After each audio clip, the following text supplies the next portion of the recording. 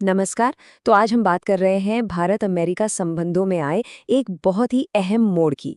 देखिए, अमेरिका के जो नए राजदूत हैं सर्जियो गारसेटी, उन्होंने आते ही अपनी पहली ही प्रेस कॉन्फ्रेंस में कुछ ऐसे बड़े ऐलान कर दिए हैं जो आने वाले समय में ना दोनों देशों के रिश्तों की पूरी दिशा ही तय कर सकते हैं। तो चलिए साथ मिलकर समझते हैं कि इन बयानों के असली मायने हैं क्या। हाँ, बातचीत कल से ही शुरू होगी। अब ये सिर्फ कुछ शब्द नहीं है। आप समझिए, डिप्लोमेसी की दुनिया में ये एक बहुत बड़ा सिग्नल है। आमतौर पर होता क्या है, जब कोई इतने बड़े पद पर आता है तो चीजें धीरे धीरे आराम से आगे बढ़ती हैं। लेकिन राजदूत गारसेटी का ये कहना ये साफ दिखाता है कि अमेरिका अब इंतजार करने के मूड में तो बिल्कुल भी नहीं है। तो सबसे पहली और सबसे बड़ी खबर आई उस ट्रेड डील को लेकर। आपको याद होगा, जिस पर काफी समय से मतलब अनिश्चितता के बादल छाए हुए थे। ऐसा लग रहा था पता नहीं क्या होगा। पर राजदूत गारसेटी के इस एक बयान ने ना उस पर छाई सारी धुंध साफ कर दी है। देखिए, इस डील पर जो बातचीत की गाड़ी थी वो काफी समय से रुकी हुई थी, पटरी से उतरी हुई थी, समझिए। लेकिन अब सिर्फ उसे वापस पटरी पर नहीं लाया जा रहा, बल्कि उसे एक नई रफ्तार दी जा रही है।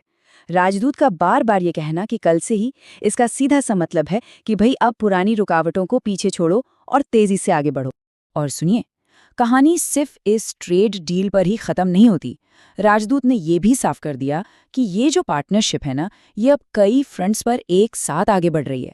मतलब एक तरफ तो व्यापार है, तो दूसरी तरफ डिफेंस और भविष्य की टेक्नोलॉजी भी। इसका मतलब क्या हुआ? मतलब ये कि रिश्ता अब पहले से कहीं ज्यादा गहरा और मल्टी डायमेंशनल हो रहा है। और हाँ, इसी टेक्नोलॉजी की बात में एक बहुत ही दिलचस्प चीज निकलकर सामने आई। तो हुआ ये कि इसी प्रेस कॉन्फ्रेंस के बीच एक बिल्कुल नया और सच कहूं तो काफी दिलचस्प शब्द सुनने को मिला। राजदूत ने भारत को पैक्स सिलिका, जी हाँ, पैक्स सिलिका नाम के एक ग्रुप में शामिल होने का न्योता दिया।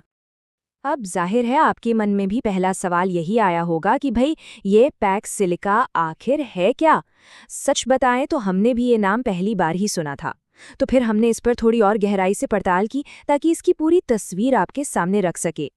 तो देखिए, हमारे विश्लेषण से जो बात सामने आई है वो ये है कि पैक्स सिलिका असल में अमेरिका की शुरू की हुई एक स्ट्रेटेजिक पहल है जो 2025 के अंत में लॉन्च हुई थी।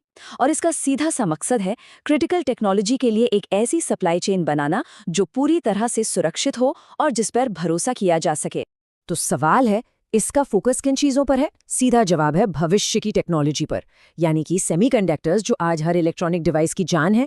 फिर हैं क्रिटिकल मिनरल्स जो इस टेक्नोलॉजी के लिए रॉ मटेरियल का काम करते हैं। और जाहिर है एआई।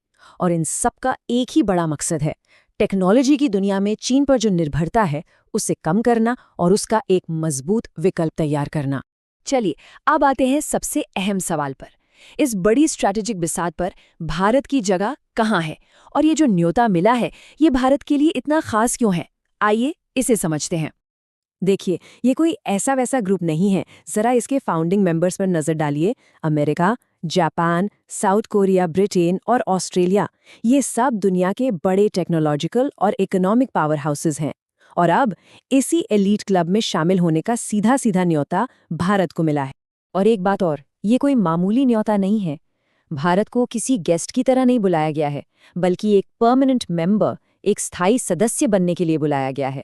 और ये अपने आप में एक बहुत बड़ी बात है। ये दिखाता है कि अमेरिका भारत को इस स्ट्रेटेजिक पार्टनरशिप में एक लॉन्ग टर्म और भरोसेमंद साथी की तरह देख रहा है।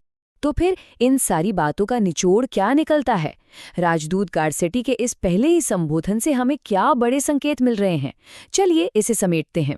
तो देखिए, कुल मिलाकर ये सारी घोषणाएं भारत अमेरिका संबंधों में एक नई एनर्जी, एक नई ऊर्जा का साफ संकेत है। ऐसा लग रहा है कि जो गाड़ी काफी समय से रुकी हुई थी ना, उसे अब सीधे रॉकेट की रफ्तार देने की तैयारी है। ये सिर्फ एक नई शुरुआत नहीं है, बल्कि ये एक गहरे होते स्ट्रेटेजिक भरोसे का सबसे बड़ा सबूत है। और अंत में हम आपको एक बड़े सवाल के साथ छोड़े जाते हैं। जरा सोचिए, जिस तरह से आज टेक्नोलॉजी और सप्लाई चेन को लेकर पूरी दुनिया बदल रही है, उस बदलते मंजर में भारत और अमेरिका की ये नई और गहरी होती दोस्ती आने वाले समय में ग्लोबल पॉलिटिक्स के समीकरणों को कैसे और कितना बदलेगी, ये वाकई एक सोचने वाली बात है।